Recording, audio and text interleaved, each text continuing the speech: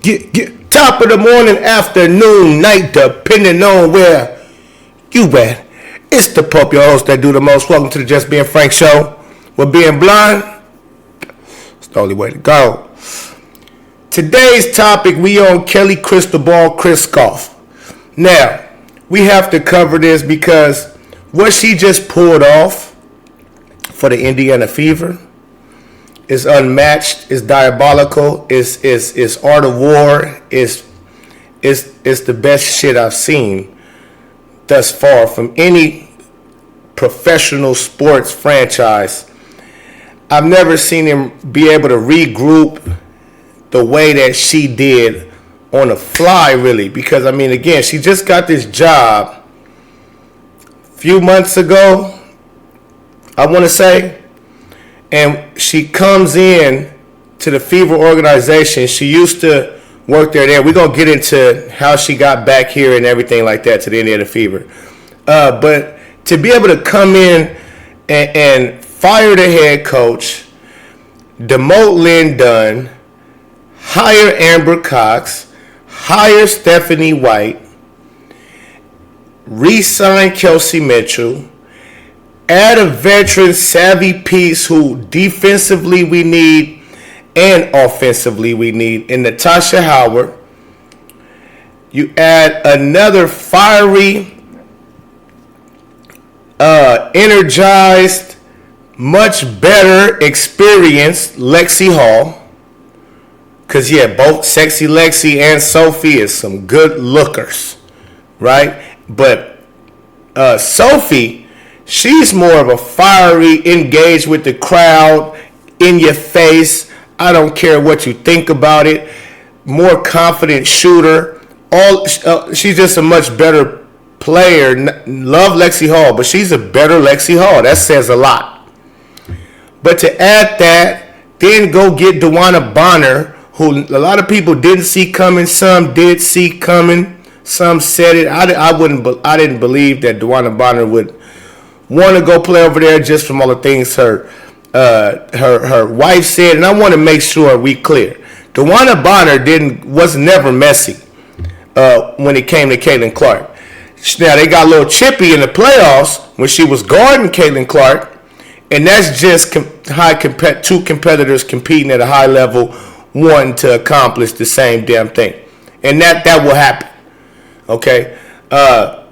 And some players, a lot of players, I remember when Ron Artest used to get into it with Kobe all the time. They would go at it in their matchups like crazy. But boy, once Ron Artest went to the Lakers and they became teammates, it was the utmost respect on both sides. And they complement each other so well, and they went off to win 2 rings. So just keep that in mind. DeWanna Bonner is another player. Yes, she can score. But again, keep this in mind. We don't need scoring. Kelly is so smart in this because you have 2 of the best scorers already on the team. So these moves wasn't about really adding another elite scorer. Not at all. They added efficient scores, but defense of minded players. For the most part, Natasha Howard, Sophie Cunningham, DeWanna Bonner, all can play defense at a high level, at an elite level. Okay? So Kelly Krauskopf is thinking on a whole nother level. She's not just bringing the best available players in, who the most talented, the most skilled offensively. No, she bringing in actually the two-way players. She bringing in perfectly good two-way players who not just a defensive player or who just not an offensive player, but both. Sophie Cunningham will wet your face from the logo. I didn't know she was shooting logo threes like this, but we'll get into that later on in my live we got coming up. Make sure y'all stay tuned for that. Hit the like button, subscribe, all that good stuff, notification bell. Because we're going live and going over a lot of the things, the videos that we went over today, so I can interact with the crowd, with y'all in the chat and so on and so forth. But she brought in DeWanna Bonner, who's defensively sound, long, 6'4", plays defense, but can also put the basketball in the hole at a very efficient rate, a la 39, 50-something% from the field goal. And they all can shoot free throws. They're all good free throw shooters, too, unlike Nalissa Smith, which is huge. Trust me, you don't want to send Indiana to the line. Kelsey Pistol Mitchell, Caitlin Clark, Sophie Cunningham, Natasha Howard, and Dewana Bonner all are elite free throw shooters. That's spooky hours. Okay, now let's get into how they, because all those moves that got made, I'm like, who is this lady? Who is this woman? I have to now acknowledge the genius of this woman. I have to tip hat. I didn't even wear a hat because I had to tip my hat so much to her. I said, no hats in this video for Kelly Kristobal Krauskopf. Now, let's read into this. Stay with me. Make sure we hit the like button because this is gonna get serious. This is very impressive. Okay, I'm gonna read it off, and y'all just stick with me. Kelly Krauskopf, the first female assistant GM in the NBA, opens up about her career and the Pacers season. So, mind you, I'm gonna stop right there. The Indiana Pacers, they've always been a relevant franchise. They've always been a competitive franchise. They don't have titles, but they do compete for them. Just last year, the Indiana Pacers was in the Eastern Conference. Nobody expected them to be there, and they got to the Eastern Conference finals off of the moves that was made by the front office. Kelly Krauskopf was a part of the front office. Assistant GM. So her voice carries weight. She wasn't the actual GM, but assistant GM. You got to understand how this works. They had a big round table, not a round table, but they at the office table. Picture them at the office is probably 8 to 6 heads in there. Herb Simon at the head of the table. All right, guys, what we thinking? And you got the GM, you got everybody who's somebody, the president, and who the scouts. They will speak. Oh, I see this player. I see we can move this. We can do that. And so, whoever say anything out of bounds, people, anybody agree to that? Herb Simon, y'all agree with that? Nah. And you gotta, in this situation, this ain't, we're not just agreeing to agree to be nice. Nah, this is jobs on the line, because if the owner asks you, you agree, I'll sign off, and you sign off, and it don't work, your job is on the line. You should have stepped up, said something. See now, because if it don't work, and you was one of those ones that stepped up, said something, you said we should have went another route. Now the owner would be like, yeah, maybe I should have been listening to you, and you should have been in that spot. Okay. So I'm sure when the subject came along, Sabonis. Is his name Satu Sabonis?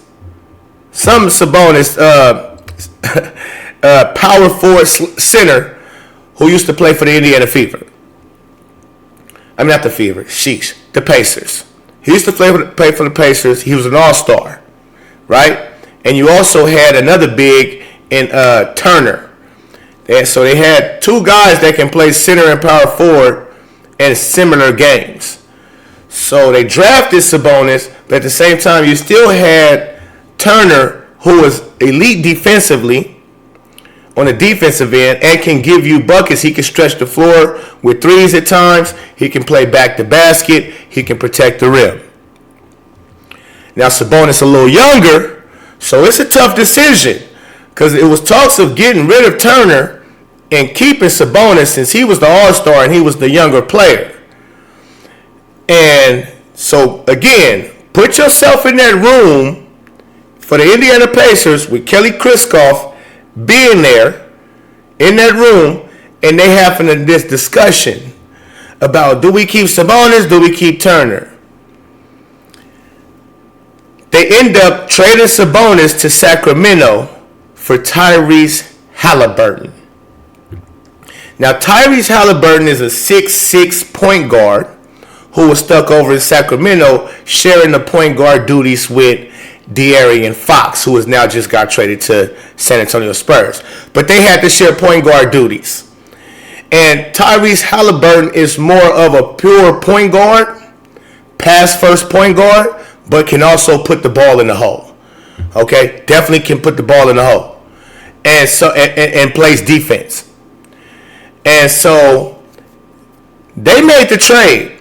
And a lot of people didn't like the trade or think nothing of the trade. 1 second. And the fact that it worked out so beautifully because it is a guards league in the NBA. And you already have a rim protector and a stretch 5 in Turner. Okay? So they ended up getting a couple more pieces with that. They got rid of a few players with that. But I'll put my bottom dollar. I'll be willing to bet that Kelly had a lot to do with that in seeing the future of what they need just by her moves that she just made with the Fever. Because you have to have an insight and the intellect, smart to know, okay, yeah, Sabonis is young, but Tyrese Halliburton is younger. Yeah, Sabonis is an all-star, but Tyrese Halliburton is a slept-on young star and up and coming. And this is a guards league. And without a top-notch guard, we don't succeed. We already have a big, so us trading a big for a guard who we see as being a star in this league, an all-star one day just like Sabonis, then let's make the call. Because at this time, Tyrese Halliburton ain't really done nothing. He had a good rookie season the time they traded him to the Pacers. He had a good rookie season, and he was about third or something on the Rookie of the Year award. LaMelo Ball won that. Of course, Anthony Edwards was second, and then Tyrese Halliburton was third on that ladder. And so to make that shot, that was beautiful, and they didn't stop there. They knew they needed to fill the void of having a power forward. Turner's going to play the 5. We need to have a power forward. So what did they do? They went out and got traded for Pascal Siakam, a champion, a player who can play defense and offense. And he fit beautifully, unselfish, works hard, goes about his business, not all in the spotlight like that, not all on social media like that. He just goes to work. So they put a nice locker room and they drafted well. The guys that they just brought over there the last 2-3 years. So they also paying attention to who's coming out of college and fit with our veteran players and what we have right here. They put it together so swell. So even if, I'm sure, like I said, I know Kelly she didn't have everything to do with the Pacers' moves, but I'm sure she had a lot to do with it, and she got to see whoever had the most majority to do with it, the fact how they changed it around, she got the experience and see that, sit there and say, damn, look how they moved, look how they put this together. I'm sure she had a lot to do with it, though. But if you want to play devil's advocate and be like, she just wasn't saying nothing and don't know nothing, okay. She learned a lot then. She obviously learned a fucking lot. Yeah? Yeah. Because what she just did for the Indiana Fever, it goes beyond measure on how beautiful this is. And it all play out. Again, if you're still a doubter that the Fever is championship bound, then stay tuned. Stay tuned. All right. It says, in December 2018, the Indiana Pacers made NBA history by naming Kelly Krauskopf as the league's first female assistant general manager. As the architect of one of the WNBA's most successful franchises, Kelly is a true pioneer in our sport. Pacers sports and entertainment owner Herb Simon said at the time, I've worked with Kelly over the past 2 decades, so I know her tremendous basketball mind, strong work ethic, and proven leadership skills will continue to be of great benefit to our organization.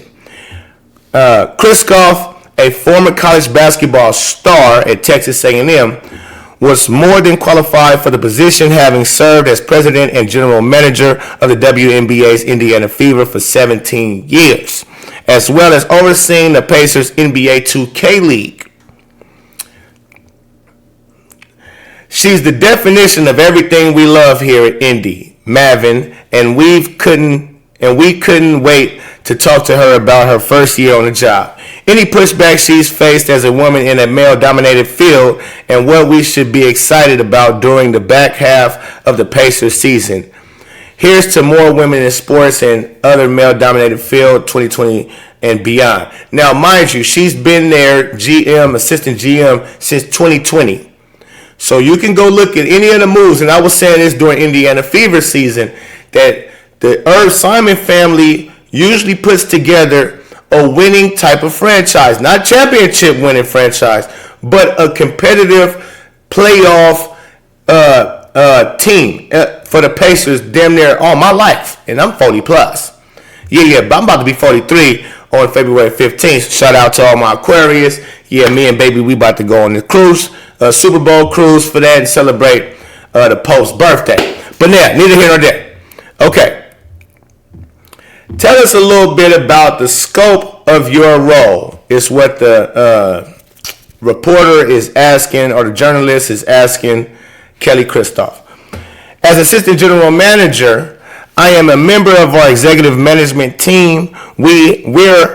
I primarily work with the president and GM on roster development that includes scouting personnel, weighing in on player trades, free agent acquisitions, and exploring the roster development opportunities. Now, again, she says weighing in. Remember, I told y'all, let's sit at the table.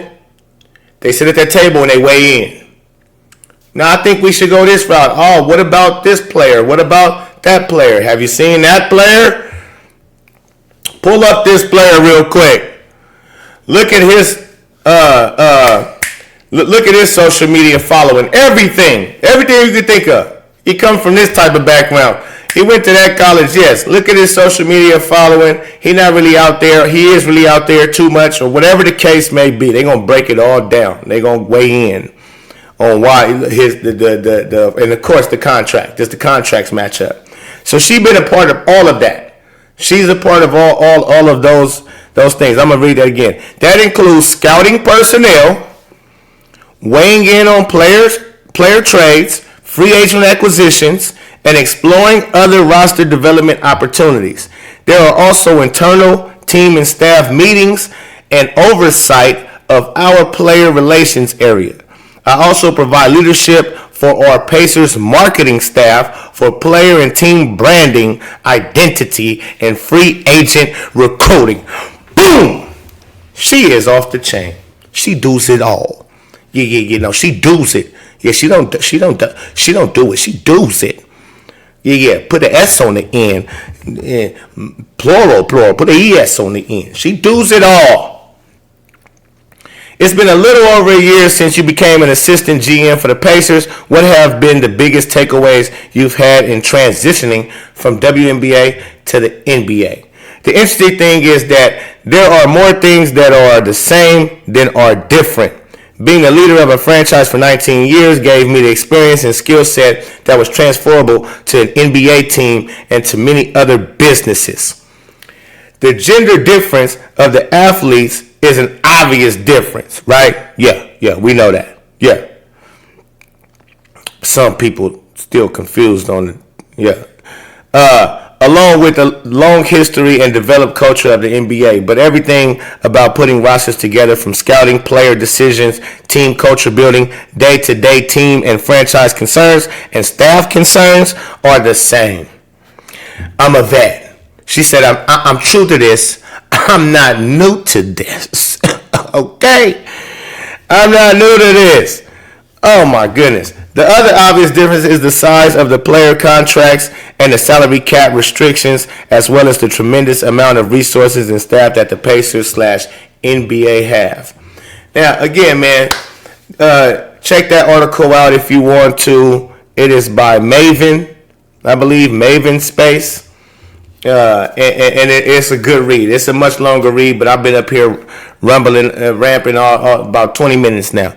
So make sure we hit the like button, subscribe to the channel, man. We're going live a little bit later and get more in detail on this here, because again, I think this was magical, and at the end of the day, we got to wait a very long time to see how it all plays out. But just from off the top, just from the jump, all the moves she's already made thus far, I mean, you might as well crown her queen right now. It's the Pope, man. Let me know what y'all think in the comments. Peace and love. I'm out.